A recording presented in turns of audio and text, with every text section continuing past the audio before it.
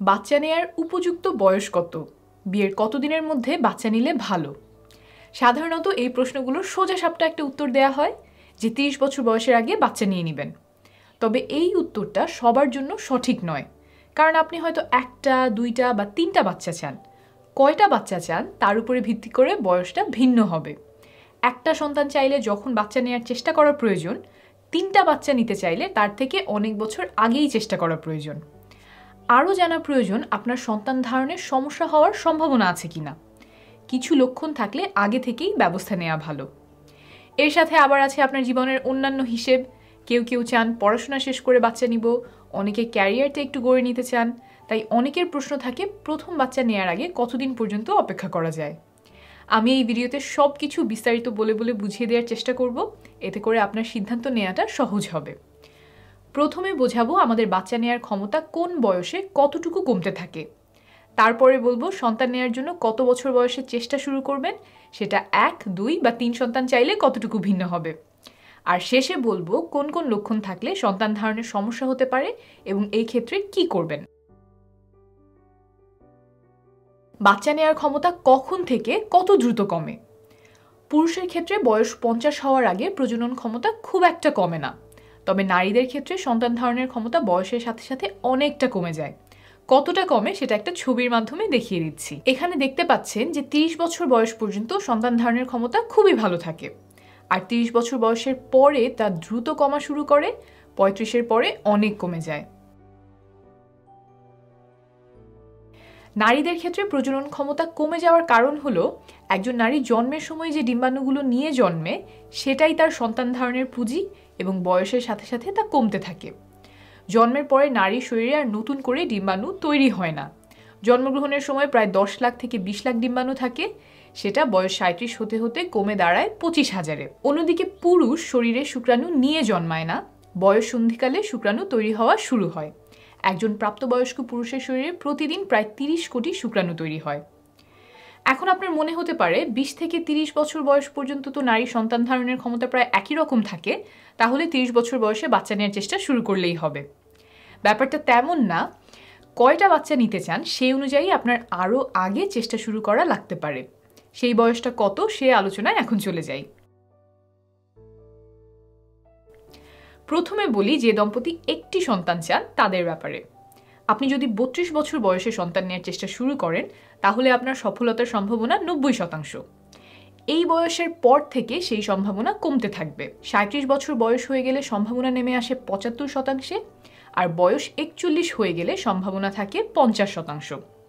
আপনি যদি ২ সন্তান চান তাহলে ২৭ বছর বয়সে চেষ্টা শুরু করলে সফলতার সম্ভাবনা থাকে ৯০%। বয়স ৩৪ হয়ে গেলে সেই সম্ভাবনা কমে দাঁড়ায় ৭৫%। আর বয়স যদি ৩৮ হয়ে যায় তবে সম্ভাবনা নেমে আসে ৫০%। ৩ সন্তানের হিসেবে যাওয়ার আগে কিছু বিষয় পরিষ্কার করে নেই। সন্তান গ্রহণের ক্ষেত্রে আপনি ৯০% সফলতার সম্ভাবনা চান নাকি ৭৫ বা ৫০% সম্ভাবনা চান, এটা আপনার সিদ্ধান্ত। গাইড হিসেবে বলি, যে সকল দম্পতির কাছে সন্তান খুবই গুরুত্বপূর্ণ, নির্দিষ্ট সংখ্যক সন্তান গ্রহণ করার জন্য যা কিছু করা দরকার, যা কিছু ছাড় দেওয়া দরকার তারা সব করতে রাজি, এমন দম্পতি চাইবেন সেই বয়সে চেষ্টা শুরু করতে যাতে তাদের সফল হওয়ার সম্ভাবনা থাকে অন্তত ৯০%।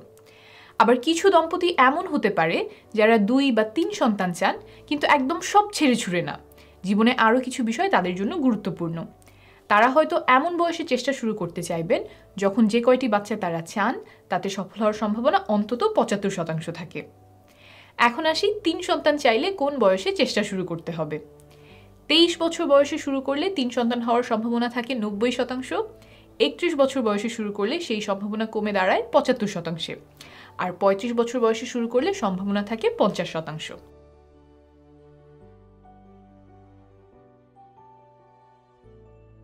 আরেকটা গুরুত্বপূর্ণ কথা, এই যে বয়সগুলো বললাম এটা আপনাকে ধারণা দেওয়ার জন্য, আর আমি বলেছি বিজ্ঞানের কথা, বায়োলজির কথা।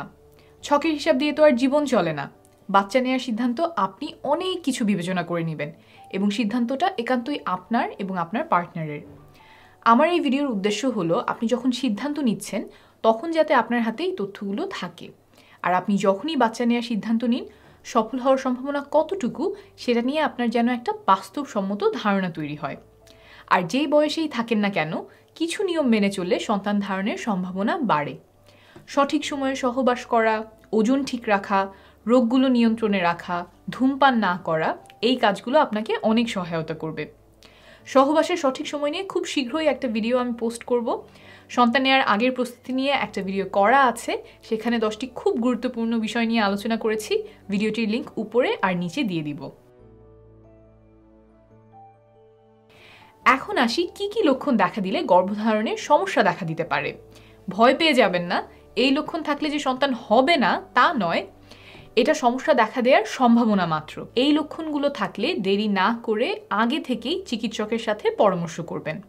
আপনার হয়তো কিছু পরীক্ষা নিরীক্ষা লাগতে পারে, একটু আগে থেকেই সন্তান নেওয়ার চেষ্টা করার প্রয়োজন হতে পারে, তবে এটা ভয়ের কিছু নয়। লক্ষণগুলো বলছি। যে নারীর নিয়মিত মাসিক হয়, যদি সেটাতে কোনো পরিবর্তন আসে তখন তা একটা সমস্যা ইঙ্গিত করতে পারে। যেমন মাসিক যদি অনিয়মিত হয়ে যায় কিংবা লম্বা সময় পরে পরে হয় বা কয়েক মাস বন্ধ থাকে, তাহলে নারীর শরীরে প্রতি মাসে যে একটা করে ডিম ফোটে সেখানে হয়তো সমস্যা হচ্ছে। এটা পলিসিস্টিক ওভারি সিনড্রোম বা পিসিওএস রোগের লক্ষণ হতে পারে। এই রোগে নারীদের মুখে, বুকে, পিঠে অতিরিক্ত লোম দেখা দিতে পারে, ত্বক তেলতেলে হয়ে যেতে পারে, পিম্পল দেখা দিতে পারে। সবার সব লক্ষণ দেখা দেয় না, তবে এই রোগটা সন্তান ধারণের সমস্যা হওয়ার সবচেয়ে কমন কারণগুলোর একটি। মাসিকের সময় যদি অনেক রক্ত যায় বা তলপেট খুব ব্যথা করে, সেটা জরায়ুতে ফাইব্রয়েড বা এক ধরনের টিউমারের লক্ষণ হতে পারে। এই টিউমার জরায়ুর গায়ে ডিমকে অনেক সময় বসতে দেয় না। ফাইব্রয়েডের ফলে ডিম্বনালীর মুখ আটকে যেতে পারে, তাই ডিমটা জরায়ুতে পৌঁছায় না। এই সব কারণে সন্তান ধারণের সমস্যা হতে পারে। আবার মাসিকের সময় তলপেটে অনেক ব্যথা হওয়া বা অনেক রক্ত যাওয়া এন্ডোমেট্রিওসিস নামে একটা রোগের লক্ষণও হতে পারে। এই রোগের অন্যতম প্রধান জটিলতা হলো গর্ভধারণের সমস্যা হওয়া। এমন আরও কিছু রোগ আছে যার লক্ষণ দেখা দিলে আগে থেকেই চিকিৎসা প্রয়োজন। লক্ষণগুলো একবারে বলে দেই। মাসিক অনিয়মিত হওয়া, 35 দিনের বেশি সময় পর পর মাসিক শুরু হওয়া, 21 দিনের কম সময় পরে মাসিক শুরু হওয়া, মাসিক বন্ধ হয়ে যাওয়া, মাসিকের সময় প্রচুর রক্তক্ষরণ হওয়া, মাসিকের সময় প্রচণ্ড ব্যথা হওয়া। তাছাড়াও আপনার যদি অন্যান্য স্বাস্থ্য সমস্যা দেখা দেয়, সেগুলোও সন্তান ধারণের সম্ভাবনা কমিয়ে দিতে পারে। যেমন থাইরয়েডের রোগ। থাইরয়েড যদি কম কাজ করে তাহলে নারীর শরীরে ডিম ফোটা নিয়ে সমস্যা দেখা দিতে পারে। এই রোগের কমন লক্ষণগুলো হচ্ছে ক্লান্তি, ওজন বেড়ে যাওয়া, কোষ্ঠকাঠিন্য ইত্যাদি। অনেকেই জানেন না যে তারা এই রোগে ভুগছেন, তাই আপনার যদি মনে হয় যে আপনি কোনো একটা স্বাস্থ্য সমস্যায় ভুগছেন, একজন চিকিৎসকের সাথে পরামর্শ করে নেবেন। পুরুষের প্রজনন ক্ষমতা কমলে সাধারণত বাইরে থেকে কোনো লক্ষণ দেখা যায় না, বীর্য পরীক্ষা করলে বোঝা যায়। তাই অনেক দিন সন্তান নেওয়ার চেষ্টা করার পরেও সফলতা নাও আসতে পারে। আপনার সুস্বাস্থ্য কামনা করছি, শীঘ্রই আবার দেখা হবে।